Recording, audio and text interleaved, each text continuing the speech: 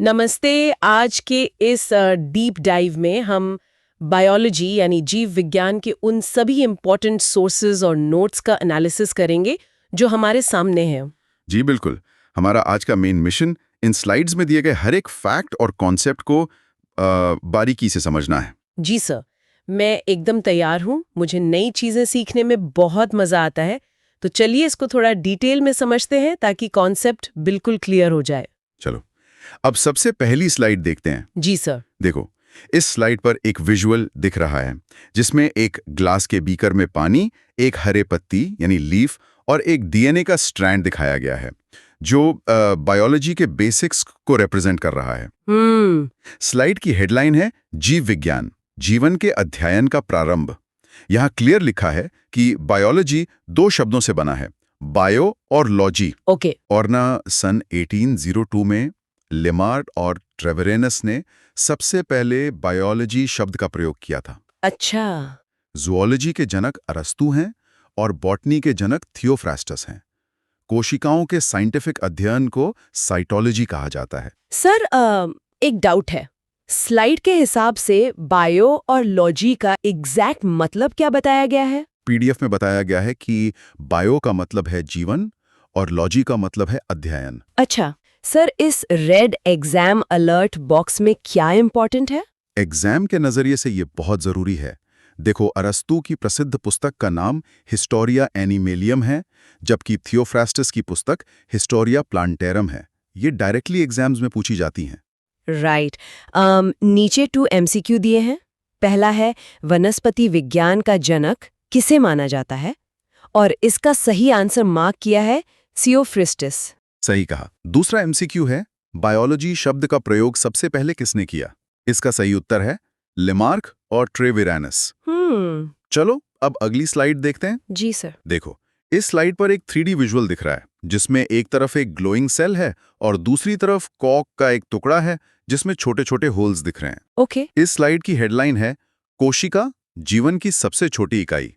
इसमें बताया है कि कोशिका सभी जीवों की बुनियादी स्ट्रक्चरल और फंक्शनल इकाई है। Basic unit. बिल्कुल। 1665 में रॉबर्ट हुक ने कॉर्क में पहली मृत यानी डेड कोशिका खोजी और माइक्रोग्राफिया पुस्तक लिखी।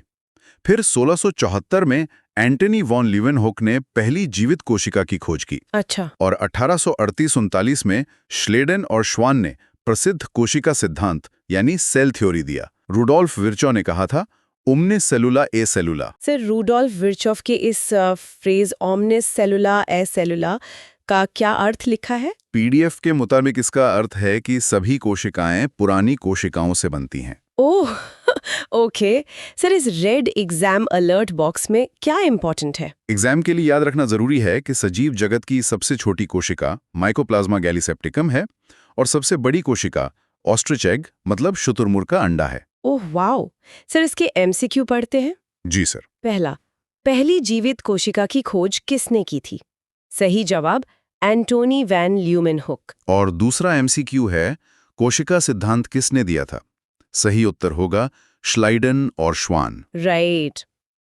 चलो, अब अगली स्लाइड देखते हैं। जी सर, यहाँ शायद सबसे मजेदार बात आती है। हाँ, देखो, इस स्लाइड पर एक 3D विजुअल है जो एक सेल को दो हिस्सों में दिखाता है। एक हरा हिस्सा जो प्लांट सेल को दर्शाता है और दूसरा हिस्सा जो एनिमल सेल जैसा लग रहा है। हेडलाइन है पादप और जंतु कोशिका, प्रमुख अंतर। सेल वॉल केवल पौधों में होती है और ये एक मृत सुरक्षात्मक परत है। ओके। क्लोरोप्लास्ट भी केवल पौधों में होता है जो फोटोसिंथेसिस में मदद करता है। सेल मेम्ब्रेन सेमी परमिएबल होती है जिसका फ्लूइड मोज़ेक मॉडल 1972 में सिंगर और निकोलसन ने दिया था। अच्छा। और वैक्यूल यानी रिक्तिका पादप कोशिकाओं में बहुत बड़ी होती है जबकि जंतु कोशिकाओं में छोटी या अनुपस्थित होती है। सर, मेरा डाउट ये है कि सेल मेम्ब्रेन का नेचर कैसा होता है सोर्स के अकॉर्डिंग?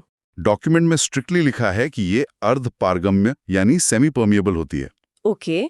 सर, इस रेड एग्जाम अलर्ट बॉक्स में क्या इंपॉर्टेंट है? एग्जाम के लिए ये डिटेल पूछी जा सकती है कि कोशिका भित्ति मतलब सेल वॉल किससे बनती है। पौधों में ये सेलुलोज की, बैक्टीरिया में पेप्टिडोग्लाइकान की और कवक यानी फंगाई में चिटिन की बनी होती है। राइट। नीचे के 2 एनसीयू देखते हैं। पहला, कोशिका झिल्ली की प्रकृति कैसी होती है?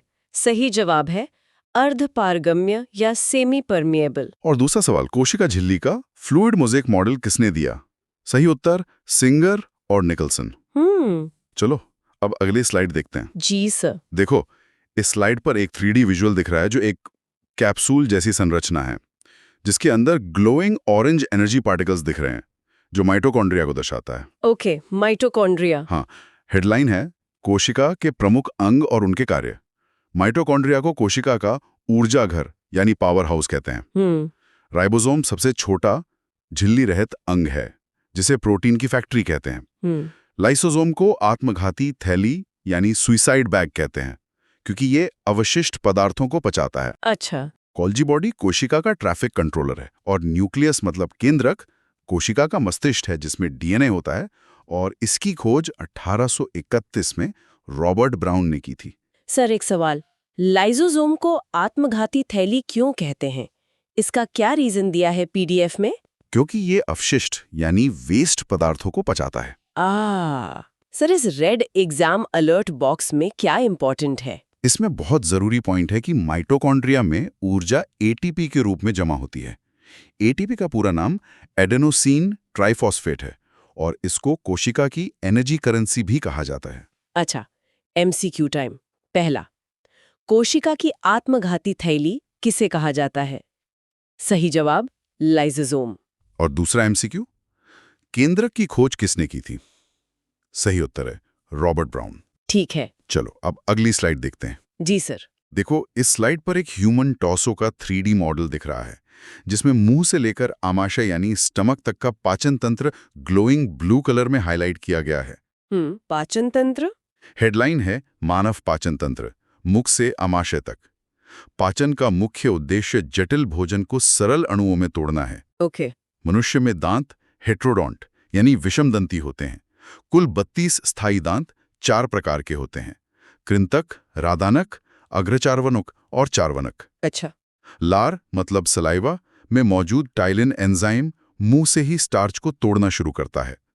ग्रसा नाली में पेरिस्टॉल्सिस गति भोजन को नीचे धकेलती है, और आमाशय का माहौल अम्लीय होता है, जहां पेप्सिन एंजाइम प्रोटीन को तोड़ता है। सर, डाउट ये है कि स्टमक में कौन सा एंजाइम प्रोटीन तोड़ता है? स्लाइड के मुताबिक स्टमक में पेप्सिन एंजाइम प्रोटीन को तोड़ता है। ओके। सर, इस रेड एग्जाम अलर्ट बॉक्स में क्या इंपॉर्टेंट है? एग्जाम में पूछा जा सकता है कि डाइजेशन कहाँ से शुरू होता है। बॉक्स में लिखा है कि पाचन मुंह से ही शुरू हो जाता है।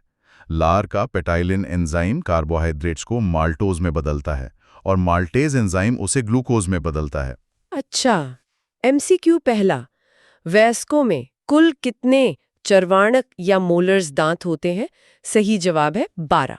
बिल्कुल। और दूसरा एमसीक्यू है आमाशय में कौन सा एंजाइम प्रोटीन को तोड़ता है? सही उत्तर पेप्सिन। सही। चलो अब अगली स्लाइड देखते हैं। जी सर। देखो, इस स्लाइड पर यकृत यानी लिवर, पित्ताशय यानी गॉल ब्लैडर और अग्नाशय यानी पेनक्रियास का एक रियलिस्टिक 3D विजुअल दिख रहा है। हेडलाइन है पाचन के सहायक अंग यकृत और अग्नाशय।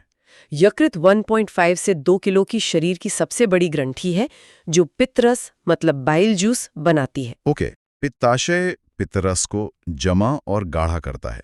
पित्तरस वसा यानी फैट को छोटी बूंदों में तोड़ता है, जिसे इमल्सिफिकेशन कहते हैं, और इसमें कोई एंजाइम नहीं होते। अच्छा।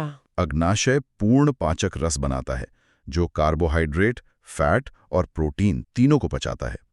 स्वांगीकरण यानी एसिमिलेशन का मतलब पचे हुए भोजन की ऊर्जा का इस्तेमाल करना है। सर, अगर पित्तरस वसा को तोड़ता है तो इसमें कौन सा एंजाइम होता है? टेक्स्ट में स्पेसिफिकली लिखा है कि पित्तरस में कोई एंजाइम नहीं होते। ओके। सर, इस रेड एग्जाम अलर्ट बॉक्स में एग्जाम के लिए क्या इंपॉर्टेंट है? यहाँ बड़ा इंपॉर्टेंट फंक्शन है कि यकृत एक फिल्टर का काम करता है। ये अतिरिक्त प्रोटीन से बने अत्यधिक जहरीले अमोनिया को कम जहरीले यूरिया में बदलता है। Oh wow. अब एमसीक्यू देखते हैं। पहला, पित्तरस का निर्माण कहाँ होता है? सही जवाब यकृत। सही है। दूसरा एमसीक्यू, शरीर की सबसे बड़ी ग्रंथि कौन सी है? सही उत्तर यकृत। राइट। चलो अब अगली स्लाइड देखते हैं। जी सर।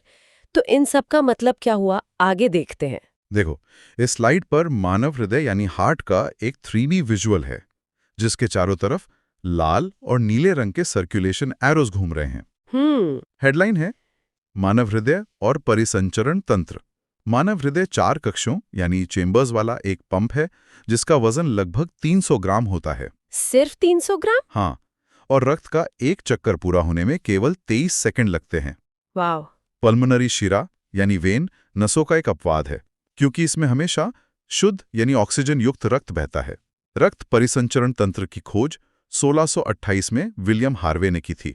सर, नसों में तो अशुद्ध रक्त बहता है ना, तो पल्मोनरी शिरा को अपवाद क्यों कहा गया है? क्योंकि स्लाइड में क्लियर लिखा है कि इसमें हमेशा शुद्ध यानी ऑक्सीजन युक्त रक्त बहता है, इसलिए अपवाद है। अच्छा, सर, इस रेड एग्जाम अलर्ट बॉक्स में क्या इंपॉर्टेंट है? एग्जाम पॉइंट है, मनुष्यों में दोहरा परिसंचरण यानी डबल सर्कुलेशन होता है, जिसके कारण शरीर को बहुत तेजी से ऑक्सीजन प्राप्त होती है।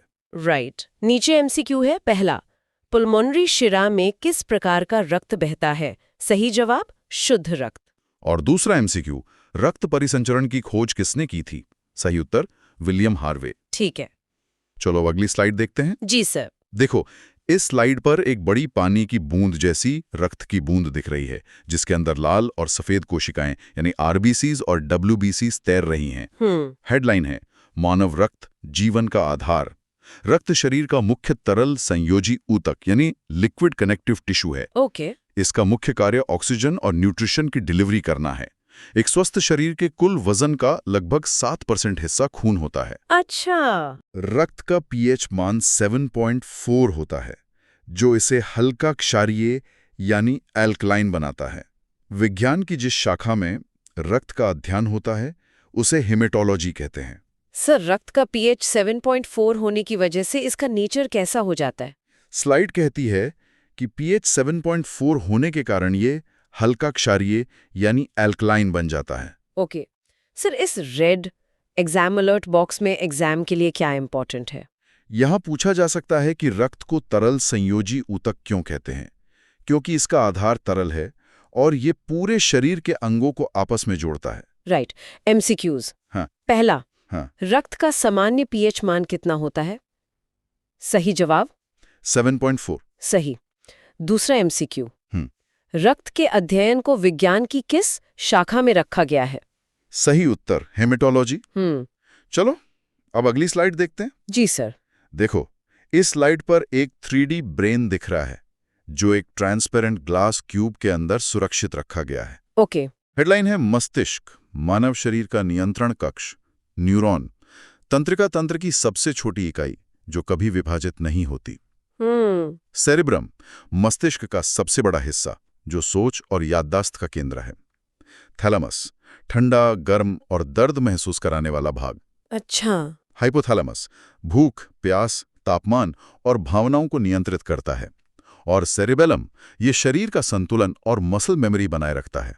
सर, अगर मुझे एग्जाम में पूछा जाए कि ठंडा या गर्म कहाँ महसूस होता है, तो इसका आंसर पीडीएफ में क्या है? टेक्स्ट में क्लियर लिखा है कि थैलेमस ठंडा, गर्म और दर्द महसूस कराने वाला भाग है। ओके। सर, इस रेड एग्जाम अलर्ट बॉक्स में क्या इंपॉर्टेंट है? एग्जाम अलर्ट देखो, मस्तिष्क का मेडुला ओब्लोंगाटा जीवन के लिए सबसे जरूरी है, क्योंकि धड़कन और सांस जैसी सभी अनैच्छिक यानी इनवॉलंटरी क्रियाओं को चलाता है। Oh wow, MCQ time. पहला, शरीर का संतुलन बनाए रखने का कार्य मस्तिष्क का कौन सा भाग करता है? सही जवाब, सेरिबेलिन। दूसरा एमसीक्यू, तंत्रिका तंत्र की सबसे छोटी इकाई क्या है? सही उत्तर, न्यूरॉन। सही। चलो अब अगली स्लाइड देखते हैं। जी सर। देखो, इस स्लाइड पर ह्यूमन बॉडी का एक ब्लू आउटलाइन विजुअल है, जिसमें नर्वस सिस्टम और अलग-अलग एंडोक्राइन ग्लैंड्स ग्लोइंग रूप में दिख रहे हैं। हेडलाइन है तंत्रिका जाल और अंतःस्रावी ग्रंथियां। तंत्रिका जाल में मस्तिष्क से 12 जोड़ी क्रीनियल नर्व्स और मेरुरज्जु यानी स्पाइनल कॉर्ड से 31 जोड़ी स्पाइनल नर्व्स निकलती हैं। ओके। अनुकंपी यानी सिंपैथेटिक तंत्र, ये फाइट और फ्लाइट मोड है जो धड़कन तेज करता है। पीयूष यानी पिट्यूटरी ग्रंथि, मस्तिष्क में स्थित मास्टर ग्लैंड है। अच्छा। थायराइड ग्रंथि, गले में स्थित जो थायरॉक्सिन बनाती है। एड्रीनल ग्रंथि, किडनी के ऊपर स्थित जो एड्रेनलिन हार्मोन निकालती है। और पाइनियल ग्रंथि, इसे तीसरी आंख या बायोलॉजिकल क्लॉक कहते हैं, जो नींद नियंत्रण करती है। सर, फाइट और फ्लाइट मोड कौन सा तंत्र करता है स्लाइड के अकॉर्डिंग? स्लाइड कहती है कि अनुकंपी तंत्र यानी सिंपैथेटिक मोड है, जो धड़कन तेज करता है। राइट। सर, इस रेड एग्जाम अलर्ट बॉक्स में क्या इंपॉर्टेंट है? एग्जाम में पूछते हैं कि कौन सी मिश्रित ग्रंथि है। अग्नाशय यानी पैंक्रियाज एक मिश्रित ग्रंथि है जो एंजाइम नली में और हार्मोन सीधे खून में दोनों निकालती है, और मस्तिष्क, खोपड़ी यानी क्रेनियम और सेरिब्रोस्पाइनल द्रव में सुरक्षित रहता है। अच्छा, अब एमसीक्यू पर आते हैं। पहला, क्रेनियल नर्व्स की कितनी जोड़ियां होती हैं? सही जवाब 12। और दूसरा एमसीक्यू, लड़ो या भागो यानी फाइट और फ्लाइट हार्मोन कहाँ से निकलता है? सही उत्तर अड्रीनल ग्रंथि। क्यूब 3D में दिखाया गया है, जो ऊर्जा के स्रोत हैं। ओके। हेडलाइन है, पोषण ऊर्जा के प्राथमिक स्रोत, कार्बोहाइड्रेट्स शरीर का प्राथमिक ईंधन है, 1 ग्राम कार्ब्स में 4.3 कैलोरी होती हैं। अच्छा। मोनोसैकेराइड सबसे सरल शर्करा है, जैसे ग्लूकोज, और फ्रक्टोज जो सबसे मीठी प्राकृतिक शर्करा है। पॉलीसैकेराइड जटिल ऊर्जा स्रोत हैं, जैसे स्टार्च, ग्लाइकोजन और सेल्यूलोज। वसा यानी फैट्स ऊर्जा का रिजर्व टैंक है। 1 ग्राम वसा में 9.3 कैलोरी होती हैं। संतृप्त यानी सैचुरेटेड वसा कमरे के तापमान पर ठोस होती है, जबकि असंतृप्त वसा तरल होती है। सर, सबसे मीठी प्राकृतिक शर्करा कौन सी बताई गई है सोर्स में? टेक्स्ट में स्पेसिफिकली लिखा है कि फ्रक्टोज सबसे मीठी प्राकृतिक शर्करा है। ओके। सर, इस रेड एग्जाम अलर्ट बॉक्स में क्या इंपॉर्टेंट है? एग्जाम में पूछा जा सकता है कैप्सूल के बारे में। दवाओं का कैप्सूल कवर स्टार्च का बना होता है। इसके अलावा सेल्यूलोज हमारे पाचन तंत्र में फाइबर यानी रुक्षांश का काम करता है। ओ। एमसीक्यू देखते हैं। पहला, फलों में पाई जाने वाली सबसे मीठी प्राकृतिक शर्करा कौन सी है? सही जवाब फ्रुक्टोज। सही। दूसरा एमसीक्यू, 1 ग्राम वसा में कितनी ऊर्जा होती है? सही उत्तर 9.3 कैलोरी। राइट। चलो अब अगली स्लाइड देखते हैं। जी सर। देखो, इस स्लाइड पर एक कैप्सूल खुला हुआ दिखाया गया है और उसके अंदर से रंगीन डीएनए का एक डबल हेलिक्स निकल रहा है। हेडलाइन है, प्रोटीन और विटामिन शरीर के निर्माता।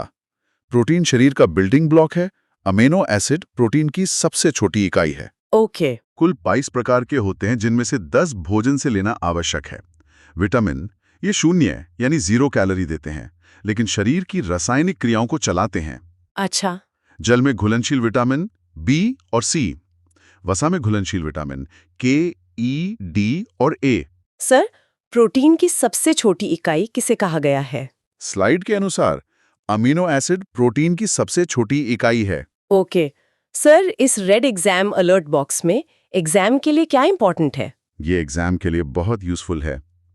वसा में घुलने वाले विटामिन याद रखने की ट्रिक है KEDA यानी कीड़ा, और विटामिन के वैज्ञानिक नाम की ट्रिक है रत एक टॉफी, जिसे retinol, thiamine, ascorbic, calciferol, tocopherol और फाइलोक्विनोन याद रखे जा सकते हैं। वाओ, कमाल की ट्रिक है। अब एमसीक्यू देखते हैं। पहला, प्रोटीन की सबसे छोटी इकाई क्या है? सही जवाब अमीनो एसिड। दूसरा एमसीक्यू, जल में घुलनशील विटामिन कौन से हैं? सही उत्तर बी और सी। चलो अब अगली स्लाइड देखते हैं।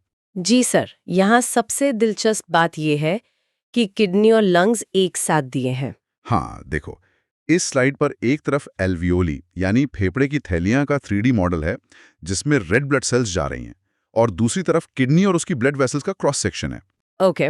हेडलाइन है, श्वसन और उत्सर्जन, ऊर्जा और सफाई। श्वसन का मार्ग नासिका, फिर ग्रासनी, फिर स्वर यंत्र, फिर श्वास नली और आखिर में फेफड़े। अच्छा। एल्वियोली फेफड़ों की सूक्ष्म थैलियां जहां गैसों का असली आदान प्रदान होता है। ऊर्जा निर्माण, ऑक्सी श्वसन में 38 ATP ऊर्जा बनती है, जबकि अनऑक्सी श्वसन में 2 ATP और इथाइल अल्कोहल बनता है। उत्सर्जन, सबसे विषैला कचरा अमोनिया मछलियों में, और सबसे कम यूरिक एसिड पक्षियों में होता है। किडनी रक्त से यूरिया छानती है, इसकी कार्यात्मक इकाई नेफ्रॉन है। सर, गैसों का असली आदान प्रदान कहाँ होता है सोर्स के हिसाब से? टेक्स्ट में दिया है कि गैसों का असली आदान प्रदान एल्वियोली में होता है।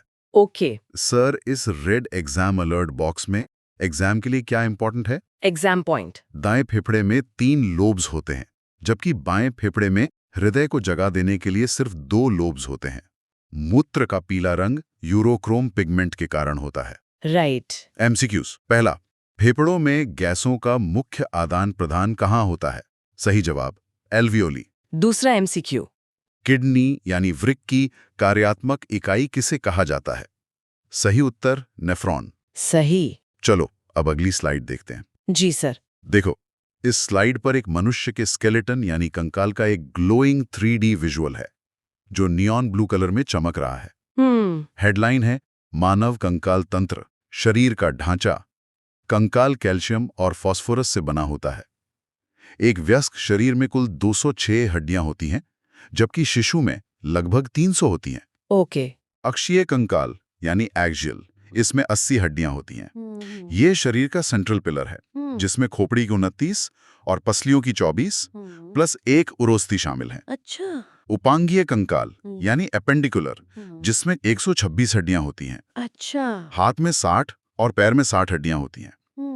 जोड़, हड्डी को हड्डी से लिगामेंट जोड़ता है और मांसपेशी को हड्डी से टेंडन जोड़ता है। सर, हड्डी को हड्डी से जोड़ने वाले टिश्यू का क्या नाम दिया है? डॉक्यूमेंट में क्लियर लिखा है कि हड्डी को हड्डी से लिगामेंट जोड़ता है। ओके। सर, इस रेड एग्जाम अलर्ट बॉक्स में एग्जाम के लिए क्या इंपॉर्टेंट है? एग्जाम फैक्ट देखो। फीमर यानी जांघ की हड्डी शरीर की सबसे लंबी और मजबूत हड्डी है।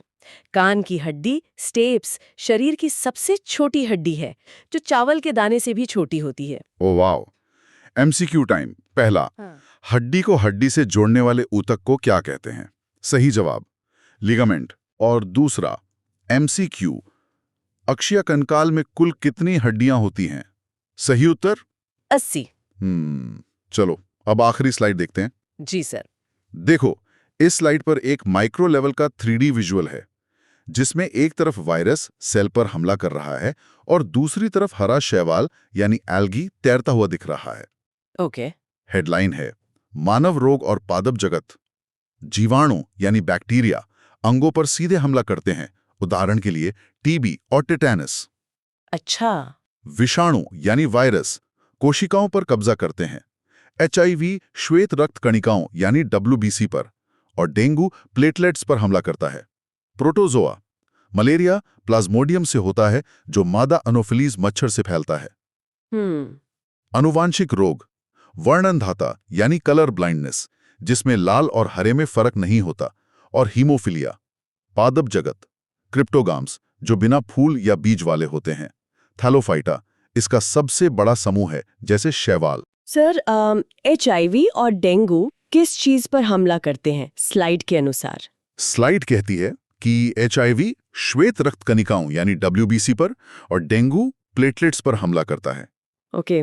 सर, इस आखिरी रेड एग्जाम अलर्ट बॉक्स में क्या इंपॉर्टेंट है? एग्जाम की ट्रिक देखो, जीवाणु रोग के लिए दादी को टिप ने शिकागो में छोड़ा है, प्रोटोजोआ रोग के लिए पापा काम पे सोते हैं, और सबसे जरूरी, अंतरिक्ष यात्री भोजन के रूप में क्लोरेला नामक शैवाल का उपयोग करते हैं। सही। नीचे आखिरी 2 MCQ हैं। पहला, एड्स का HIV वायरस किस पर हमला करता है? सही जवाब, WBC। और आखिरी MCQ, अंतरिक्ष यात्री किस शैवाल का उपयोग करते हैं? सही उत्तर, क्लोरेला। तो आज हमने जीव विज्ञान की इन 15 स्लाइड्स के थ्रू